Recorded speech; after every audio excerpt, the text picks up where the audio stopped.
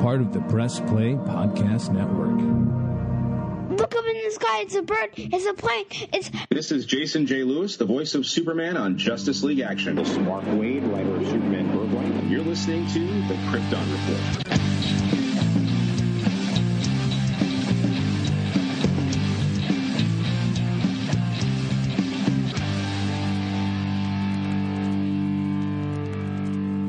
June is fast approaching, and that is not only Superman Day, but it's also the 10th anniversary of Man of Steel. Check out our website on Facebook for the information to join, as we will be updating our live Man of Steel rewatch. We'll be streaming, and we will be making an online party to rewatch Man of Steel. So please add that to your calendar. And remember, look up in the sky. Get ready as Krypton Report prepares for Flash Week. That's right, from Friday to Friday in June, starting the 9th, we will be doing a special 1 episode per day focusing on the Flash. We will have 2 exclusive Patreon episodes that tie into Flash Week. You can sign up for our Patreon for $1. We will have special guests for each episode, so get ready for Flash Week. Welcome to the Krypton Report podcast. I'm your host, Tyler, the Superman in Blue. And with me is my man, James, the Man of Steel. The Superman in Red. Yeah. Made you joke. Man. What is up, bro? Nothing. So we don't have a whole lot of news today. We do have a couple of things, but not a whole lot. We are giving away. Dang, this cough, man. I've had this thing for like 2.5 weeks. We are giving away a copy of Shazam 2, Fury of the Gods. That's right. If you want your own digital copy of the film, I know some people were like, oh, I didn't like it, but whatever. You can get so by just leaving us a review, and leave us a review on Apple Podcasts. Let us know, and we'll put your name in a drawing, and you'll get a copy of Shazam 2. Yeah. It was a good movie. I know people are out there detracting it and saying it wasn't bad. Most people are just saying it because it didn't make money. But it's just one of those fluke movies. Like, it's a good movie, and it should have made more money. Yeah. It has its faults. It has some plot hole type things in it that feels like there was more. We discussed some issues that we had. Yep.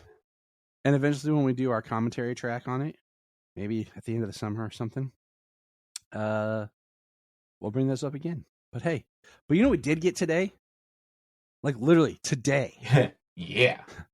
We got the trailer and the release date that My Adventures with Superman will have 2-episode premiere July 6th at midnight on Adult Swim, and then stream the next day on HBO Max.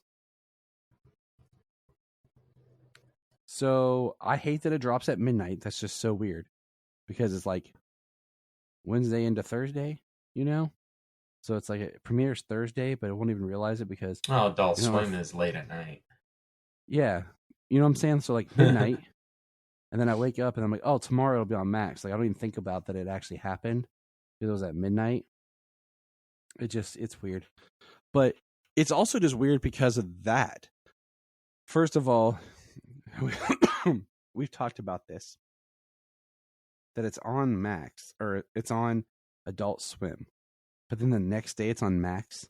That makes me feel like they developed it for Max, but then sold it to Cartoon Network, but then are like, hey, it's going to drop the next day on Max. So it's like they're having their cake and eating it too.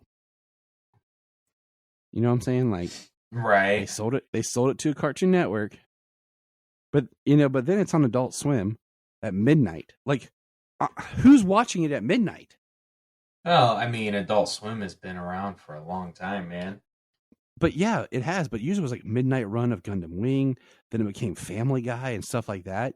But a Superman show at midnight? It's changed this way. Around, but kind of one of the primary staples of it has been anime. And this is a very anime style Superman show. It is. But I mean, like even they used to do Toonami back in the day. Whew, Toonami. Oh, I watched me lots of Toonami. But what was interesting about Toonami, okay, was it would show Gundam Wing and Dragon Ball Z, but it would show the same episodes that they showed earlier in the day, but it would show the unedited version. And my brother and I realized this because we would watch Gundam Wing, and then one night he watched it earlier, and they said, "Oh my god, you have to see this!" So when I got home from work, we ended up watching Toonami, and that's when he was like, "Oh my gosh, there's different things that happen in it," and that's when we kind of realized that Toonami was like the uncensored version. But my thing is, why is a Superman show that we've read about that's supposed to be more family oriented on at midnight on Adult Swim? Oh well, yeah. I mean, Cartoon Network has never been good to giving DC shows any kind of good period. Yeah, good placement, good time slots. There we go. Unless you're Teen Titans Ga. Yeah. Because I mean, you killed the first two beautiful, beautiful seasons of Young Justice. And no offense to season 3 or 4, but it was good. I'm glad you exist. Season 3 really had its moments that were rough, but you can't top season 1 and 2. No, especially season 1. I mean, in my opinion, I like season 3 and 4 way more than you did. You but did. I did not, and I will say it is one of my favorite shows. And season 3 has its moments, and season 4 has its moments. All of the narration over still images. Yeah, that was a little bit of a kind of moment for season 4. But we ran out of money and couldn't animate stuff, so we're just having narration over still images so that you still get the story. Yeah, but the story and everything was so good, and if they actually had the budget to play them out and the budget for a season 5, because the way 4 ended, oh my god. But I know it's the through line that's been building up the whole time, and with a nice little twist of a character. And what sucks is something I've been asking for so long, and it was almost there. Almost. And that's having Supergirl and Superboy in something together. Even though this would have an evil Supergirl at starts. But what did you think of the trailer for My Adventures with Superman? I thought it would. I'm actually interested. I'm looking forward to watching this. I am too. It looks fun. It looks quirky. It looks like these are the characters, but much kind of younger. And it's funny because here we go with another new super show that's live. You know, you and I have talked about, we started this podcast, we had Supergirl. And then we had Krypton. Then we had Supergirl into Superman and Lois. And now we have My Adventure with Superman. So we have new content, as well as we're going back and doing old stuff as well. Yeah. So that's cool, you know, that's growth in a way for us to always have something super related to talk about. And I'm excited. It looks good. I wonder if it'll be like these 10-minute episodes type things, or if it'll be like a full like 22-minute episode. Well, I hope for it to be full episodes, very much. I do want it to be a full-on show, and I want it to get I want people to watch it, you know? I'm interested in this, they do show some origin story ideas. So, yeah, they do. The way he talks about himself, knowing himself or not knowing who he is. We'll see at one scene he doesn't have his suit on and flies Lois Lane. It's real quick. It looks like it might be her because of the jacket, but it might not be her. I don't know. Yeah, so we definitely get it like early on before he's Superman. We get pictures and things, but we also see him in the suit and everything. So like it's going to be I'm betting this 2-episode thing is something like an origin story, and by the end of it he may be suiting up as Superman for the final shot or something. Could be. But I'm excited. Like, it shows him he's an intern at the Daily Planet with Jimmy Olsen. Yeah, it looks good. It looks fun, and I really do hope that it is a show, because I already told the kids, like, I'm gonna watch the first one, and then they can watch it with me later. It's on Adult Swim. You got to give it just the once over. Yeah, that's why I'm saying I'm so conflicted by it. It's on Adult Swim, but yet I've read articles where like, this is a family show we're making. And that's what they said it was a long time ago before we didn't hear anything. And now finally we're getting it. That's why I just feel like maybe just Adult Swim bought it. You know what I'm saying? So I don't know. And that's why I was like, look, kids, I'll watch it first and then we'll go from there. But it'll be cool if it's something, because the kids enjoyed watching the trailer for it. So let's see how it goes. But all right, moving forward. I'm making weird sound effects because that's what I do. Just a point of note, James, for you. For me. I have almost completely finished Voices from Krypton by Ed Gross. I had just recently, a couple episodes ago, interviewed. Tremendous book. Amazing book. So many interviews, so many people, so many interesting things to learn about. Even things you thought you knew. Just so much history. It's been a fascinating read. I recommend any Superman fan, just please go buy that book. I don't get anything out of it. I'm just saying, as a fan myself, having read it, wow, there's some stuff in there that's just amazing to hear from people talking about their experiences and just the growth of the character from all media, you know. Awesome. I look forward to getting myself a copy. It's fun for some of the interviews that they hunted down, and he even cites like interviews that he pulled, you know, that he couldn't conduct, like, you know, stuff from George Reeves and Ray Middleton and Bob Holliday and stuff. So that's really fascinating for some of those. Even the David Wilson, you know, the ones that people don't really know, or some fascinating reads about these people who play the character that don't get the accolades. I will say that reading this book, this is going to sound weird, but I haven't been able to really figure out like which version of Superman is my favorite. Like, I like them all, and something me and Ed talked about. But I think I know who my favorite Superman actor is. And I say that not condemning any of the actors who have played the part, but there's one person who stands out that I feel really understands the character, connects with the character in a way that fans connect with the character. And I think it was just a person that, if they weren't an actor and we just met them like hanging out, like our neighbor, it feels like they could be our neighbor, we would be best friends and just talking about things. And I won't tell anyone who that is. You have to figure it out yourself. Mm-hmm. Ooh. Mystery. But I'm looking at him right now, hanging on my wall. It's not me. No, I need a poster of you hanging on my wall. That's what I want for Christmas, James. Oh, yeah? I want to get a picture of you like in a Superman suit and just hang on my wall. See what I can do. I'd be like, that is James. Everyone, I want a standee. I want a 6-foot cardboard standee. That's what I want. Right. You, a Superman. But I want you wearing the George Reeves Superman suit. Oh, Lord. I'm gonna choke. I mean, I could get that now. If I was wearing the George Reeves costume. Chisel James. But all right, so the Arrowverse has officially ended, and I thought we talked about this last time, but we got our wires crossed. No biggie. We're ranking the Arrowverse shows. So I made this little PDF thing, and I sent it to James, and I said, all right, so this is how it looks. Rank the Arrowverse Earth Prime series. Okay, this is the main Earth, the shows that super interconnected with each other. And then I have Arrowverse adjacent. So the first round is number 1 is the best.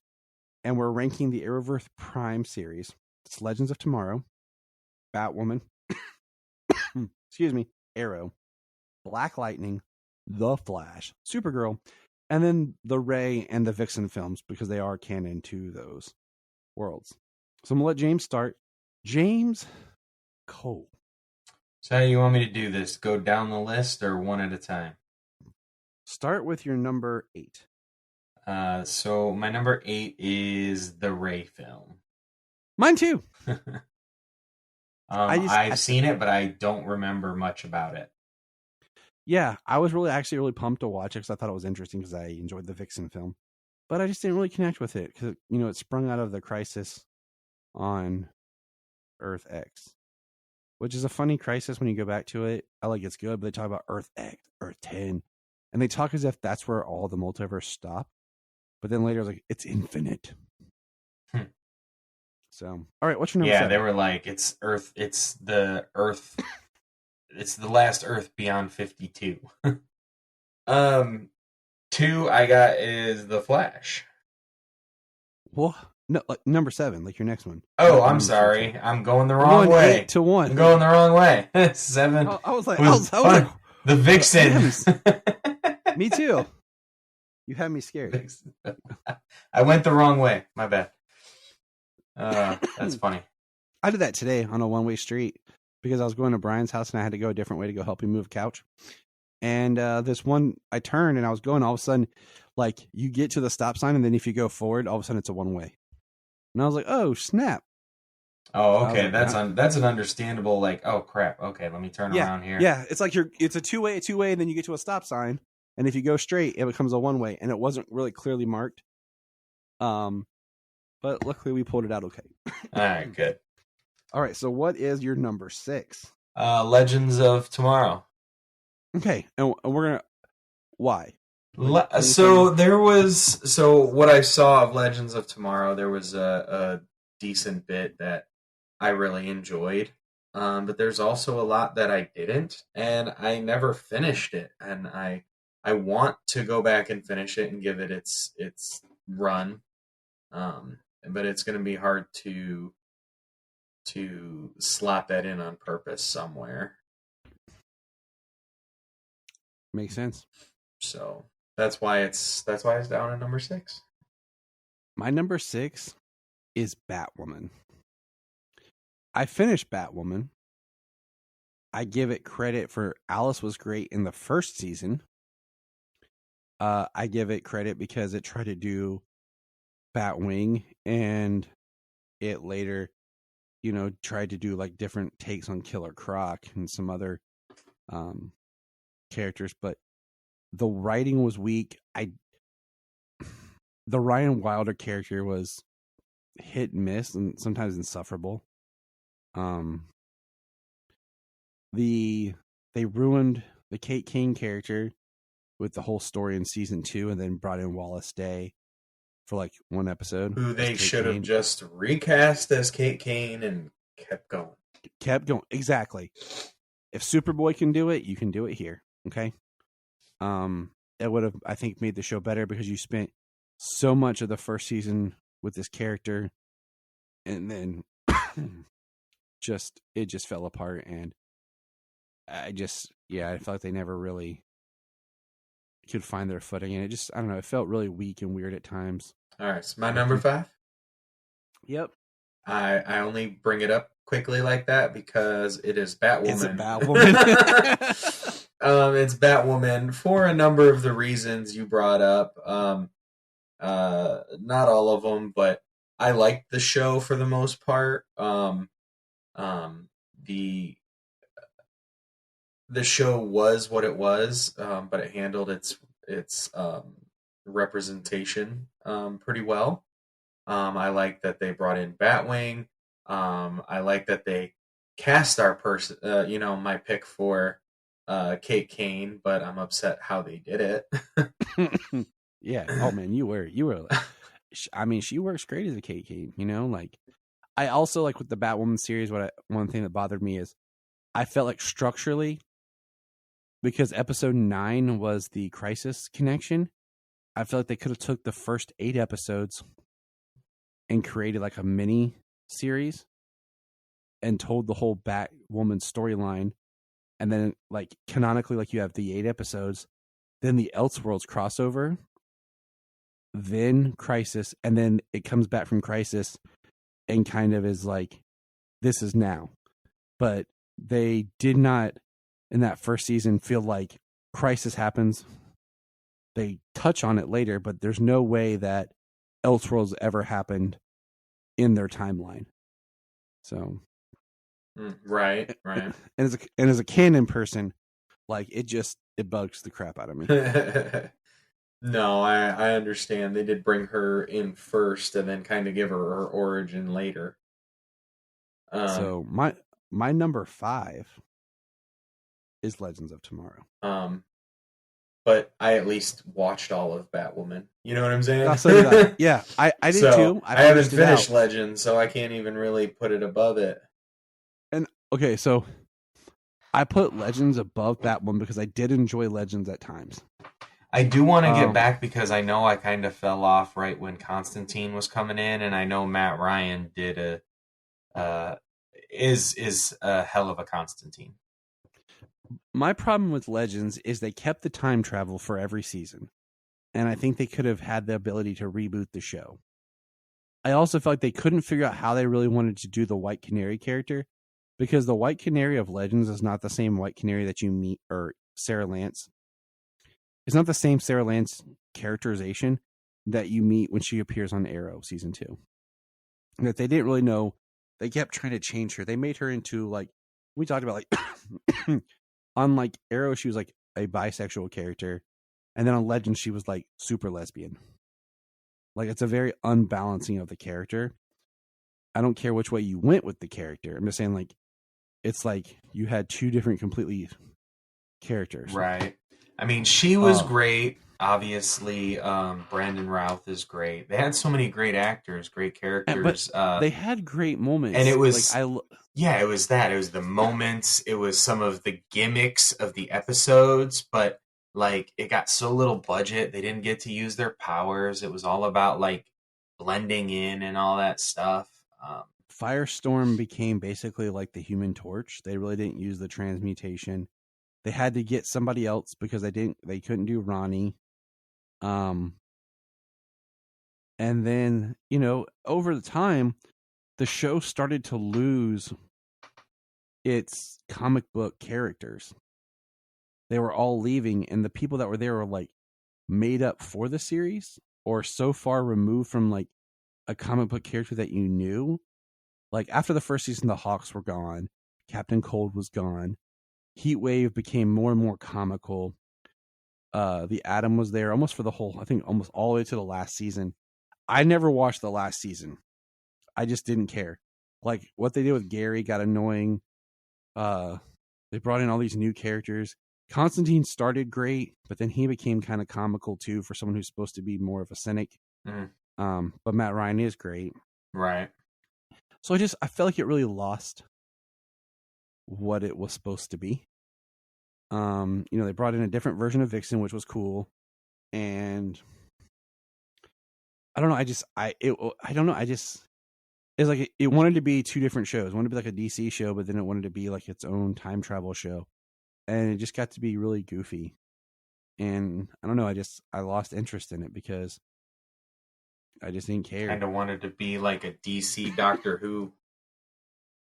Yeah, I mean, it did. And, you know, I know a lot of people talk about how much they love Legends. And after a while, I just didn't. Because it was like you took all the characters. I have a Legends poster hanging up somewhere. Oh, there it is. And it's from season 1. And, you know, it's got Stein and Jax, Captain Cold, White Canary, the Atom, Rip Hunter, Heatwave, and the Hawks. And by the time the series is over, it is White Canary. Like, everyone else from the first season is gone. Oh, maybe Mick. I think Mick stayed. No, I don't know. I think he left before the last season. So, yeah. But all right. What is your number 4?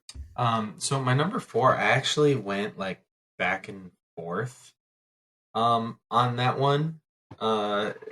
Because they're both really, like, my number 4 and number 3 are both really good shows. And I had to go with Black Lightning as my number 4.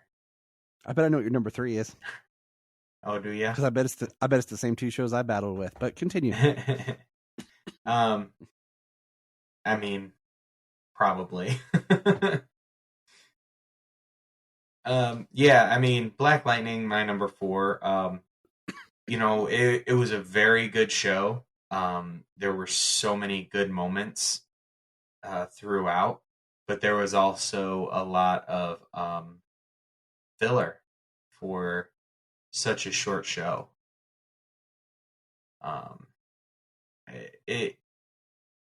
at least it sort of felt like filler. You know, I mean, it was the characters, but no, Black Lightning also suffered from having one of those episodes where they had the backdoor pilot that just popped out of nowhere episode. Yeah, that went nowhere. That just kind of sucked because you're like, well, this was a waste of episode. Right. I mean, if it really sucks when they put it in the last season too, because it's like try to make something out of a little bit. And if it doesn't work, then it's like, well, that was more of a waste of an episode in your last season as opposed to like a high mark for your last season. And it's if you try to get that spun out even in your penultimate season, an episode like that, like then at least you have a little bit of something potentially with that character to keep going with in your story if his own story doesn't get picked up. Yeah, we're looking at you, Supernatural, with your 2 spinoffs that went nowhere, and then we get the Winchesters. The production value of the Winchesters is actually pretty good. We started watching that on HBO Max. On what? On Max. It was HBO Max when we started watching it. I don't know what that is. It was that purple one that's now blue. You mean like the other one that's blue and the other one that's blue and the other one that's blue? Yeah, this is just that darker shade of blue, but not so dark. In the word of Solomon, the one that's not cyan. Jeez, I got you. Yeah, just as a little tangent there, like, yeah, we started watching that, and the production value of it is actually pretty good. And we like the characters. I know the overall story. I am pretty far removed from like a full rewatch of Supernatural, so I know there's a lot there in the middle with the John and Mary story that they touch on, you know, especially going back in time. I remember that episode. But see, I remember seasons 1 through 5 really good, seasons 1 through 5 really well. But after that, it's kind of like I only watched them each like one time, maybe 2. I used to watch it, you know, a lot. But then what happened was we started getting all these DC shows. So I didn't have time to watch my DC shows and keep watching Supernatural constantly. So. Absolutely. So, you know, I know there's stuff in the middle there that I know the show Winchesters is like very much like retconning. Yeah, we'll get there on our Supernatural podcast that we basically going to put out once a year instead of once a month like we planned. I'm disappointed.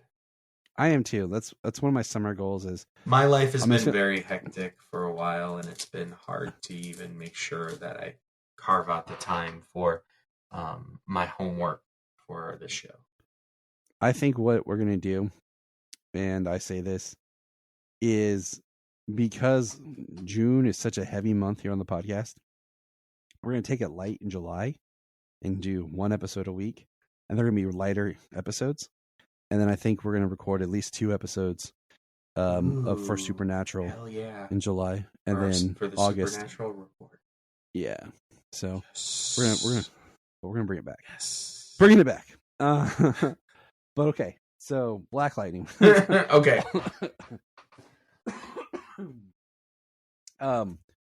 Anything else you want to say about Black Lightning? I'm gonna hold my tongue. No.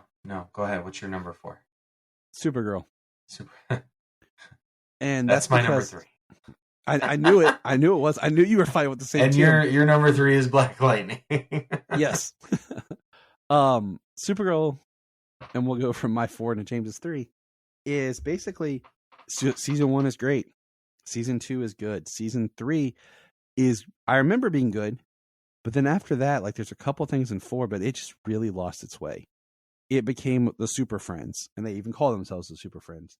And then the final season just kind of dissolves. Like if you watch, and I know production issues and everything that happened, I get that, but I mean you can still write a good story. Yeah, I mean, well, there was COVID, pregnancy, there, you know. You can still write well and have good acting, but if you go back and you watch that first season, it feels so good. Oh yeah, Jamie was along for the ride with me on that final season, actually final 2 seasons, and she was like, "This is so Power Rangers." I mean, and that's like saying Power Rangers in the negative, not in the let's morph into action. Yeah, right. Where you're reaching behind your back and you say back to action. Yeah, like you some sort of like 30-year-old badass. Back to action. I'm not like I do that or anything, often. But yeah, it starts so promising and then it just gets lost, and that's what hurt it. Now, my number 3. Or James, take it away with Supergirl for your number 3. Supergirl. Like I said, I kind of went back and forth because like you said, Supergirl loses its way. There were things that I enjoyed later when it became the Super Friends. There was some of it that was really good. Getting that, but the fact that it took over in the last season really, really detracted from that final season of the show. And Supergirl, but there's some really great stuff in Supergirl. I have a fondness for Kryptonians, but I couldn't put Supergirl any higher. I mean, Tyler being in season 2 was because those episodes with him in season 2, he nails the character so well. Yeah. And had he not at his own show, maybe Supergirl would be higher. And Melissa does a great job, but then they start taking away from her, and then certain characters come in and they stay way too long. They outlive their usefulness, and then they start making Alex almost insufferable. Like they start changing who she was as a character, and it just gets really drug out. Yeah, I did like that they utilized the characters' talents, though. Melissa and Grant doing the musical episode. That episode. I love that episode. It doesn't matter. I can throw that on just because it's a good music. I'll tell you right great now, musical episode. Jania's ringtone when I call her is Grant singing Running Home or Run Home. Yeah. Yes. That is the song that Jania hears when I call her. That's beautiful. I love that song too. It is. By the way, just announced today. We have to plan for this, James. I think I sent it to you guys. If I didn't, I apologize, but I thought I did. Maybe I didn't. I'll send it right now. Grant Gustin will be here in December at GalaxyCon. Ooh, awesome. Guess what? December 1st through 3rd. Guess what we're going to do? We's going to go meet the Flash. Yeah. That'll be great. Yeah. Me and James like hanging out if you can't pick up on that. Oh yeah, we drive 3 hours to visit each other. I would. If I didn't have these kids, I would. Oh, dude, if I didn't have the kids, you'd be living in my basement. It's like... my number 3, of course, is Black Lightning. I have a fondness and love for Chris Williams. He's an awesome dude. And I really enjoyed that first season. I thought it was really good. I just really liked that even the 3rd season that started to lose its way some. They did an interesting, odd choice. I still found the acting and the characters strong. I really attached to the idea of the older father superhero coming back to take care of his family. Oh, ladies and gentlemen, the most beautiful of all, Jania Patrick. Jania, welcome. So that was something that really got to me quite well. And even though they did something crazy, dumb, weird, the actress, they announced it was the last season, but the actress wanted to leave. So they did this really weird storyline where she changed to a different person. It was crazy weird, but yeah, number 3 is Black Lightning. Yeah. I guess in the middle of the season, you know what I mean? You kind of got to give like maybe an in-story reason makes a little more sense. But I think they gave like a good in between seasons, like if you just come back and it's like over the summer, recast it. Sorry, blah blah blah blah. Yeah, it was just weird. Like it was just weird how they did it interestingly, and then it ends weird too. So, all right, James, you're number 2. And I spoiled it a while ago. The Flash. All right, The Flash is my number 2. But I know what your number 1 is. Well, I mean, it's the only one I brought up, but yeah, it is. It is my number 1. No, Flash is number 2. Because yeah, it's some of the best DC television for a long time. I loved like the first 3 seasons. I was very down on how rather small Flashpoint ended up being. But actually talking about it now gives me a little more of a different slant on it. So that's I right. actually We have an upcoming Flash special episode on Flashpoint coming up, where James and I touch a little bit on the Flash TV series Flashpoint. Yeah, we talk about the book, we talk about the animated movie, and we do talk about the season 3 was first 2 episodes, right? It was Flashpoint and then First Paradox. One. Yeah. Yeah.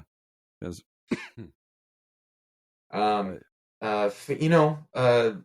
Grant Gustin is great. The supporting cast, especially the early supporting cast, was fantastic. Cisco, Caitlin, Tom Cavanaugh, and all of the freaking characters that he played. His just wide scope of characters was hilarious and really touching at times. I mean, heck, Cisco is a standout in the musical episode. So we're going to kind of talk about this in circles, but I'll hold thoughts. I'm just going to linger into my number 2 is Arrow. And see, me and James don't always pick the same stuff. I liked Arrow, and I thought about this hard. Okay, I liked season 1 of Arrow. It was the only one we had, so I liked season 2 more of Arrow. I did not like season 3. I loathe season 4. I don't ever use the word loathe. I hate that word because it's weird. That's how much I didn't like season 4. Really like season 5. And then after that, it just kind of was like, 6, 7, and then 8 could have been great, but 8 was all just build up to Crisis with, the flash forwards with like, Arrow got to me because they started, I didn't care about Wild Dog. Why did he stay so long? Okay. Why did we start doing flash forwards to about William and his daughter, Mia? Okay. Why we always got to do the flash forward to people's daughters? Okay. Felicity became insufferable, like in season 3, when she put on like the Addams outfit and everything, and she just became blah. And once again, we got another Green Arrow version that doesn't end up with the Black Canary. We got 3 different versions of the Black Canary. 4, technically, if you count the Siren or whatever from the other Earth. But anyways, Arrow started out as this very realistic superhero show with drama, and then it just kind of went cray. Great. So we'll funnel James, that into Go. number 1 is Arrow for me. The only 2 seasons that I don't particularly like of Arrow is... Ooh, can I guess? Yeah, 3 and 4? No. Dang. You got one right. 4? 4. Yeah, 4 is weird. The Constantine episode was weird. Yeah, it's weird, and I love Neil McDonough, but come on. Oh, I know. He's a great actor, and he was just, you don't put him, you don't have Oliver going as a dude who's all magic. He's a guy with a bow and arrow. Yeah. Yeah, sometimes Neil McDonough's character was just, he was like way too powered, and it was like how, like, it was all about getting close and stabbing him. Anyways, that's not really why it's so bad, but 4 and the final season, it really takes a turn for Crisis. Yeah, and it's so weird. Like, if you watch the first season, it is a nice finale. Season, it's a whole different show. It is a very nice finale, though. Yeah, for the show. So there is a lot to it that I like. I resigned very early on that he was like the Batman, especially come season 3, that he was the Batman of the CW. And this was long before they could even use, like, they could barely even name drop Gotham, because they were name dropping Bloodhaven. They weren't name dropping Gotham. They were talking about Bloodhaven. Or even Bruce Wayne. Or even a Wayne period. Right. They talked a lot about Ted Cord, which we didn't get to see anything of, and a lot of people are disappointed of. But it also gave us Ray Palmer. Brandon Routh was cast as Ted Cord. Yeah. He's even said he was cast as Ted Cord to be like Blue Beetle, but then at the last minute they were into that Blue Beetle Booster Gold series, so they switched into Ray Palmer. I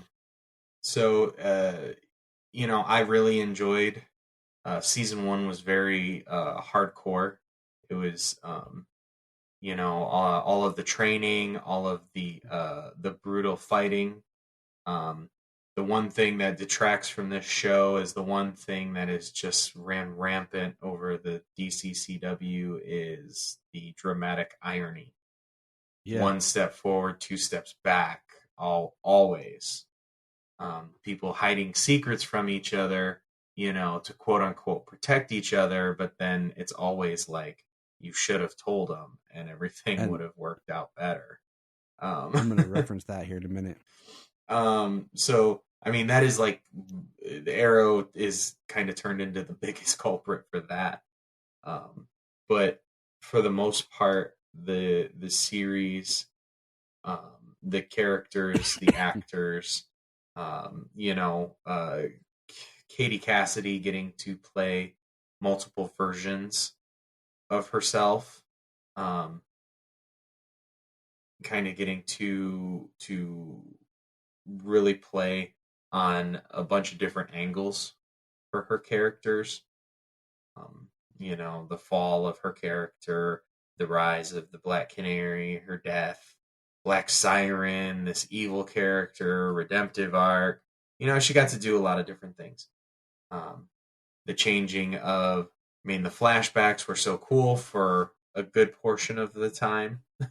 They should have stopped. They stopped with the flashbacks at season 5 that they planned on, and they started doing flash forwards. Should have never done flash forwards. Yeah, I think they should have stayed in the present, at least for the majority of the rest of the season or series. I could see the idea of trying to spin something out of it and then going to the flash forwards, but I definitely think when it caught up, it should have stayed just there for longer. Yeah. Where it just ended at season 5.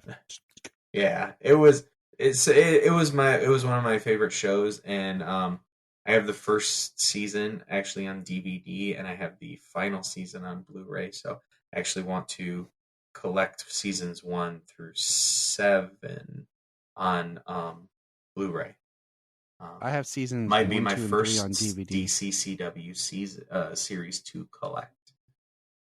I have seasons 1, 2, and 3 on DVD. Then I stopped. But then the Flash I have. So my number 1 is the Flash. And I have the majority of it on Blu-ray. I have 2 seasons on DVD because I found them ridiculously cheap. But it was tough to pick what I wanted for the.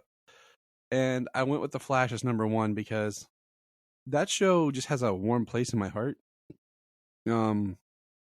It's right up there with Smallville as DC TV. I can watch any of the first 2 seasons of The Flash anytime. I rewatched this recently, season 3, and I liked it better than I remembered I did. But season 3 got a little bit more into that, where you're talking about that dramatic irony of the keeping secrets and just extra melodrama. And I'm currently in the middle of a season 4 rewatch. And I will tell you this, season 4 is where it starts to come apart. Season 4 is good, but you can start to see where it gets a little campier, a little goofier. Barry starts making some dumbass choices that he wouldn't have before. Some characters start to become a little annoying. And you can start to see where things are starting to come apart. Right. So I think I'm going to watch 4 and 5 and then stop. Because I think the only thing that was good really in 6 was Crisis, but my thing is with the show is when Tom Cavanaugh left after Crisis, huge hole in the show. Cavanaugh's presence was just brilliant.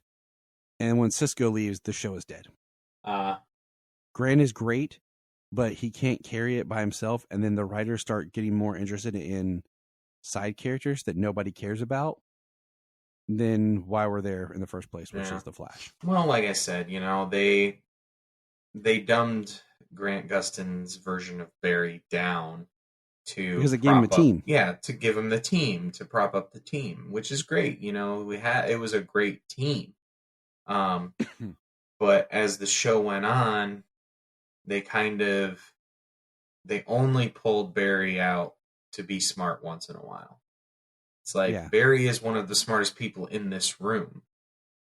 Like they all have their strengths, but Barry is still one of the smartest people in this room, and it's more often than not, somebody else's solution. Grant as Barry is just awesome. And like I said, the show, I just love it. Like the music it gets my spirit. It was right at the time of right before during the first season where I got my Flash tattoo done. So it just means a lot to me. But okay, so that's our Arrowverse Prime. Now, we won't spend as much time, but our Arrowverse adjacent series are Superman and Lois, Titans, Doom Patrol, Swamp Thing, Stargirl, Constantine, because it's not a Berlanti production, the others are, but it was kind of backdoor connected, as was Lucifer. Not a Berlanti production, but a backdoor connection. So we'll go through these kind of quickly. We don't have to explain why we rank them. So James, ready? There are 1, 2, 3, 4. Wait, hold on. 7. 1, 2, 3. Okay, yes, 7. So what's your number 7? Lucifer. Okay, I'm going number 7. Doom Patrol. I like Doom Patrol, but I would never go back and rewatch Doom Patrol. I enjoy it as I watch it, but it's not one that I'm gonna go back and rewatch. What's your number 6? Constantine. Mine's Lucifer. What's your number 5? Titans. Ooh. All right, hold that thought. My number 5 is Constantine. I did just buy the whole series on Blu-ray. And Janine and I, we're going to do a whole rewatch. We got through the first episode, and then we got busy. So I guess that's going to happen, when Hell Freezes over. But okay, my number 5 is Constantine, because I really do like Matt Ryan. And I watched the whole series, I believe. And on this list, there are no bad ones. So yeah, there is no bad ones. This isn't like Legends or Batwoman. But okay, what is your number? Okay, you said Titans was your number 5. Yes. Any reason why, or just? I mean, honestly, it's only kind of the way it falls in the list. As a whole, I feel that the ones above it were better as a whole, even though there are aspects of Titans that I really loved, like the characters, the character arcs, some of the stories, the actors, the spot-on costumes. There were some questionable choices throughout the series, and things that I liked, things that I didn't, but I like Titans. That's all. Okay. You're like, that's all, dude. Chill. All right, what's your number 4? Doom Patrol. All right, my number 4 is Titans. And a lot for what you said, but it also Titans has like a great version of Superboy, so that kind of elevates it for me. Like, yeah, definitely. Doom Patrol. I just it's so zany, so off the wall, so funny, and so heart-wrenching. Like, it's so warm at times. It really runs the gamut. It's really a very good and interesting show. If you can go for the ride. What's your number 3? Swamp Thing. Mine too. How about we have the same top 3? Yeah. What's your number 2? Stargirl. Mine too. Stargirl's a great show. It is, and that's why it's actually above Titans. It's a really great show. The entire package is better. After 3 seasons, they canceled it. That's my only complaint with Stargirl. Is that they canceled it? Yeah. So nothing about the show itself. Nope. I mean, it was great, and it kept getting better. And my only complaint is they canceled it. What's your number 1, James? Superman and Lois. Mine too. Did we need to even argue it? Okay. So, I do want to just throw out so people are asking. There are 2 CW shows that are crappy that were not mentioned. That would be Gotham Knights and Naomi, which both have no connection to the Arrowverse or production value at all. It wasn't Berlanti or Berlanti adjacent. I don't have them ranked. They're on here, and I probably watched the same amount of episodes of both. If I had to rank these 2, okay, it would be Gotham Knights as number 1 and Naomi as number 2. Because I at least watched the first 3 episodes of Gotham Knights because I was curious about the Court of Owls and Misha Collins becoming Two-Face. And Two-Face is my favorite Batman villain. Naomi, I found the first episode insufferable. And I was just like, nope, can't do it. All right, if you had to pick the top 3 from Prime Earth and Arrow adjacent, what would be your top 3, starting with number 3? Number 3 is Stargirl. Same. Number 2 for me is actually Arrow. Mine's Superman and Lois. Mine's Flash. And my number 1 is Superman and Lois. So is mine. And I am not surprised that the Flash replaced my Arrow on that one. Woo!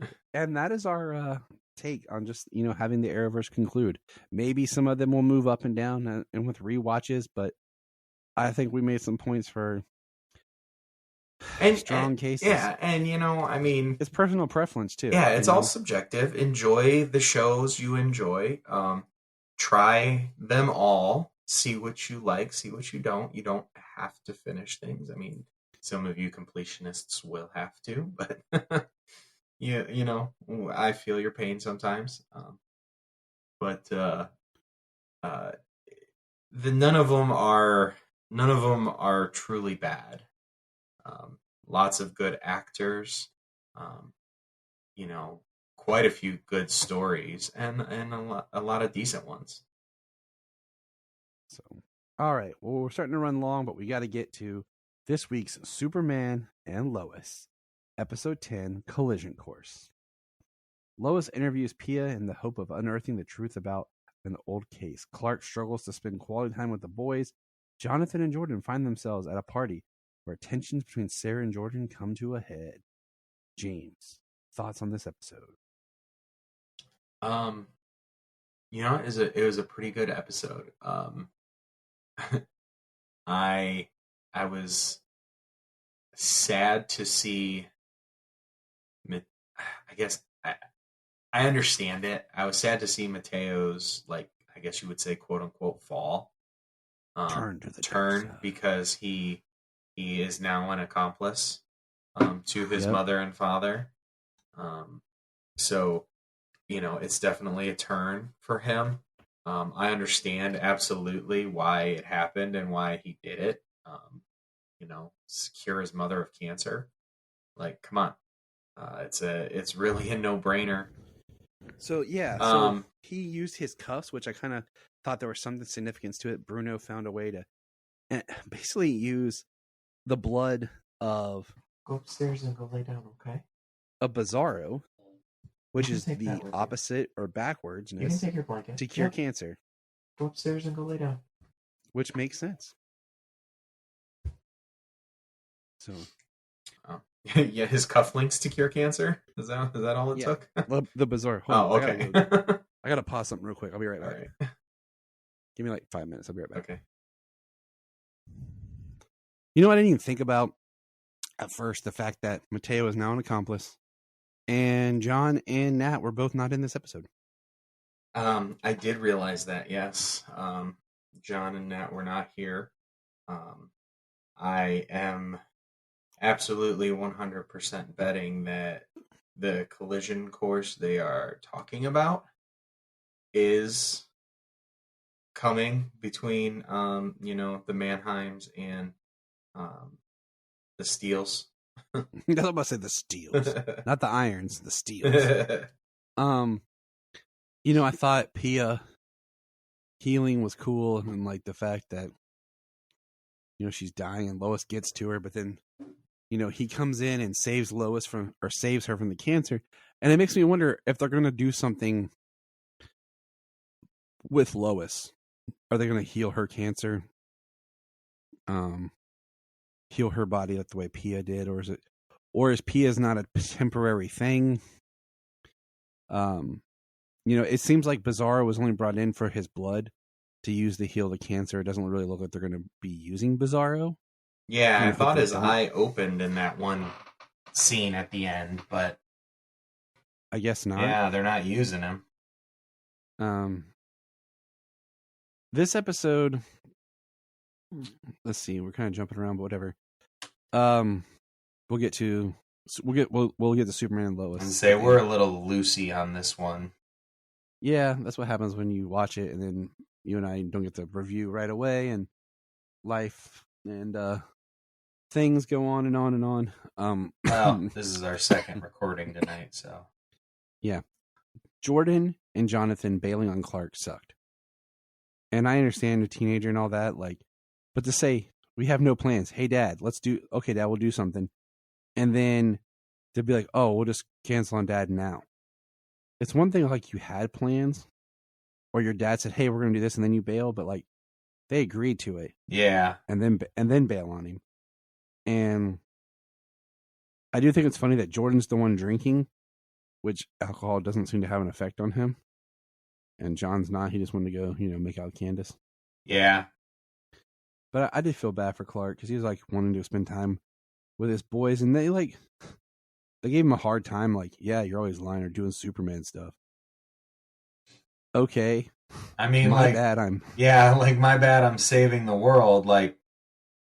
That is something that, as much as it does suck, it is something that they've talked about, yeah, it does suck, but it's, you have to get over that. It seems like now that Jonathan's kind of won't he be on the fire department? He's becoming a little bit more douchey. This episode especially. Just his scene. And then I've seen people online complain about the whole Jordan and Sarah thing. I'm like, dude, I get it. I'm with Jordan. The only difference is I don't have superpowers or had superpowers. I just would have been walked off and left on my own. I wouldn't even try to be friends with her. I would have just walked off and been I can't do this. Because you can tell, he's so into her, and she's a horrible person, man, to him. She really is. She reminds me of this girl I tried to date once. This is a whole story. I'm not going to go into it, but just kind of stringing you along and stuff. Right. I mean, I don't feel she's going to be as toxic of a character as the person you're speaking of. But yeah, I do feel bad for him. But also, I mean, yeah, they're trying to be friends. It's a tough situation. I mean, you can or you can't. But yeah, the story with them, it was tough. I did feel bad for Clark when they bailed on him. I was like, oh, but that is teenagers. Yeah, they suck. Yeah. I do like how Clark yells at him for drinking, and is going to ground him.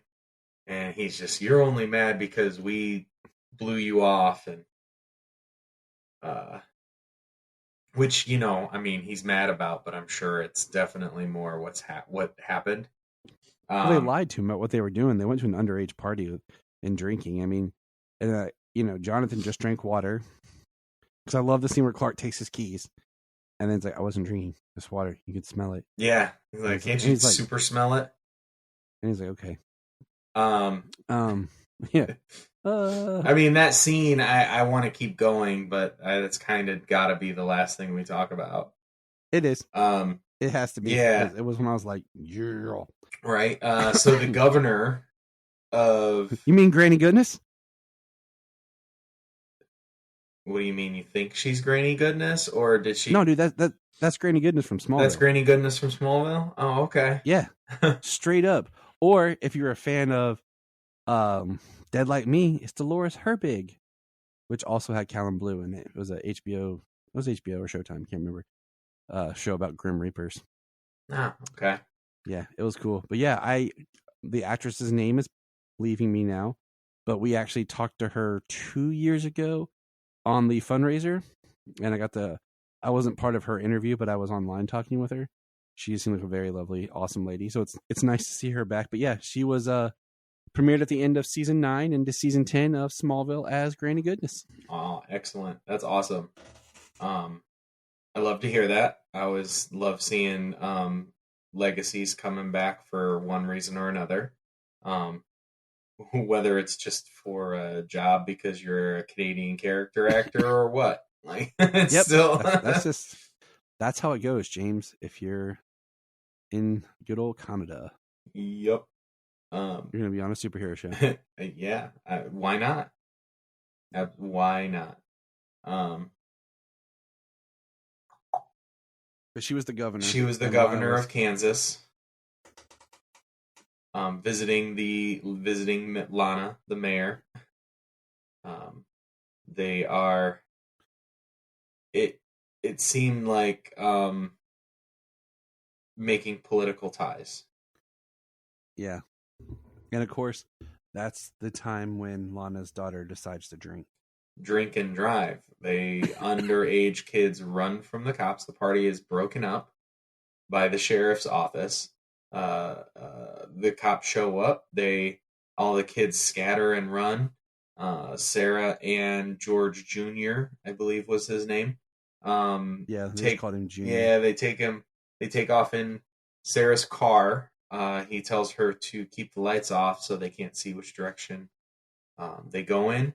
And as they figure somebody is not following them, she turns on her headlights and swerves to miss a deer. And the car goes rolling side over side, and John swoops through the car and rescues Jordan, yes. Wrong Superboy. Yeah. Wrong version of Superboy. Jordan zips through the car and saves them both. And Junior gets a glimpse of somebody who saved them.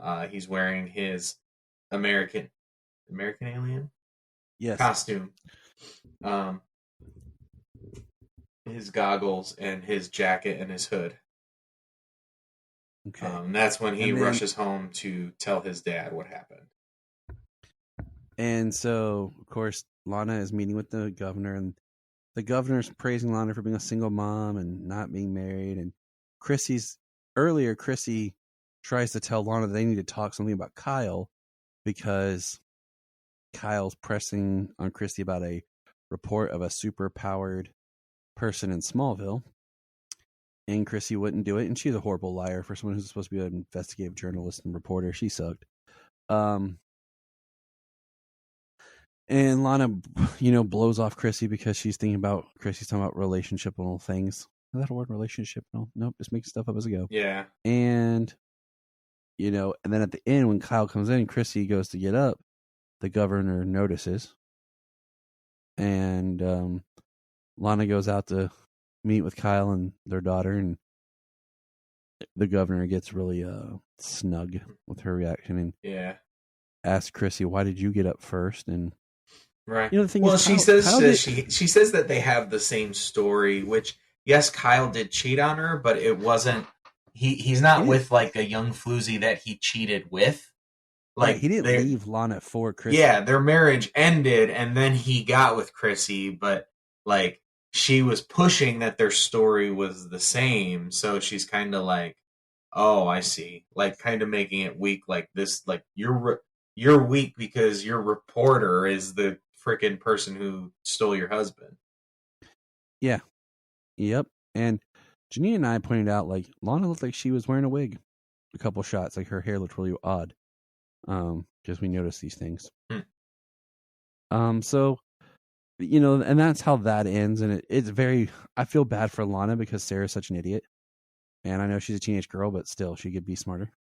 I know a lot of teenage girls. That sounds weird, but I teach at a high school. So the choices that Sarah makes are very sad and reflect bad on Lana. And I feel bad for her because she is trying to better the town, and she talks about how she's going to use certain programs and stuff to help rebuild the town from the big attack that just happened in Smallville. And throughout this episode, you know, Clark, he talks with Sam, you know, about just the boys and stuff like that. And we talked about Bruno and getting into Sepia. Bruno doesn't want to turn over anything or do what he's being asked to do. But they got Mateo in there, and he gives her the cure. And alarms are going off, and Clark's at home with the boys. And Kyle shows up, and Kyle's, you know, yelling that it's John. It's John, you know. He's the super-powered one. He's here, blah, blah, blah, blah, blah. And Clark's trying to get Kyle to calm down, and he hears the alarms going off from Lois, and he's like, I have to go. Just and the Kyle's alarms like going off at the DOD. Yes. And Kyle's like, no, Kent, like, I need to talk. Kent's like, you have to go. And 2 fingers, he just plants Kyle like, you need to go. I'll explain everything tomorrow, but I have to go. And and he flies off. And he flies up and he's gone. And because Kyle even makes a quick line about all this weird stuff started happening once you move back here and everything. And I told Janine, like, that was sweet. But the only thing that was missing for me was if he would have, as he went up, like he did like a shirt rip. So as he's flying up, like you just see the Superman symbol, like shirt rips. Because we haven't got a good Tyler shirt rip, man, since Elseworlds. Right. And the Elseworlds is when he's in the flannel and it's a great shirt rip. It is. You know, he has the all-time best shirt rip from the Supergirl episode where he's running down the alley. Okay, I don't care who you are. That one just, that gives me chills, you know? Mm-hmm. And then we got one in the flashback episode with the more Fleischer style shirt, you know, which was great, but we haven't got like a modern shirt rip from him. But you get what, you know what I'm saying? Right. Well, so besides the puffiness of that costume was amazing. So yeah, I mean, but I mean, this new costume is thinner and everything. And you could rig it up for a quick shirt rip. You know what I'm saying? Oh yeah, make a suit with just the excuse me, almost coughed myself. I mean, that's basically what they did in Elseworlds. Just do a chess piece, a really high quality chess piece with a good looking symbol that looks really good up close, that matches like what you see on the chest for the rest of the scenes. So I mean, and then you know, I think that was the time. It would have really worked out. Like, but he just flies off and he goes, and it kind of ends there on a to be continued. You know, because he goes and P is out, and we see her back home with Bruno and Mateo, and that's where it ends. It was a good episode. There hasn't been an episode this season where I'm like, yee. We got 3 more to go, and we still have not heard anything about cancellation. Well, we need to hear about renewal, not cancellation. When I say cancellation, I'm talking about Gotham Knights. Oh, gotcha. Renewal for Superman and Lois, of course. Cancellation for Gotham Knights. And better, Superman and Lois just goes to Max and gets off the CW. Yeah, take it over to Max. Give it a little bit of a higher budget. Just take it to Max and get rid of Gotham Knights too, because as soon as honestly, leave it at CW. Let them go.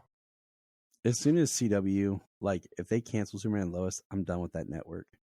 Like it's not even a network anymore. It's gonna go back to like what it was before the CW. It was just one of those that has like these weird daytime game shows and random syndicated shows.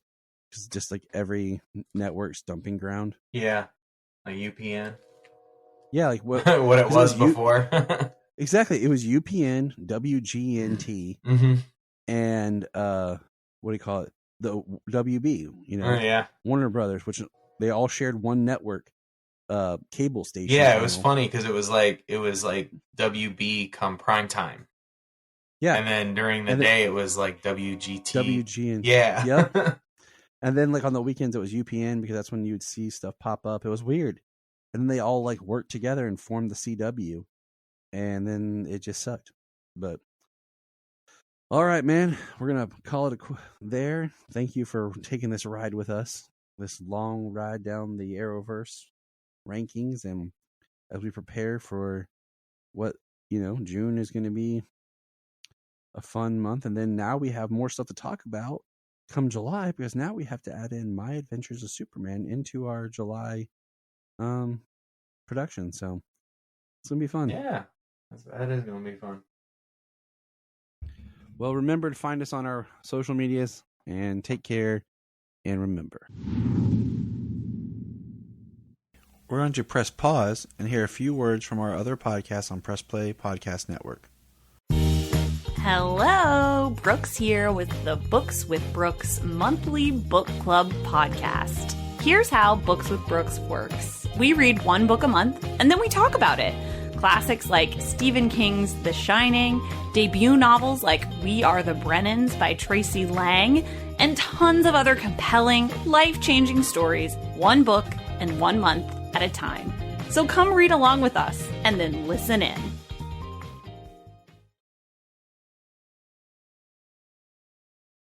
Before we start this episode, if you are like Tyler and James and can't get enough Super Talk, to our Patreon. Check out these other podcasts. Everyone's asking for money. Digging for Kryptonite, Supergirl Radio, The Last Sons of Krypton, The Superboy Legacy Podcast, All-Star Superfans, Superman the Animated Podcast, The Aspiring Kryptonians, Always Hold On to Smallville, The Geek of Steel, and Truth, Justice, and Hope. Check out Krypton. We talk about pop culture or whatever is going on.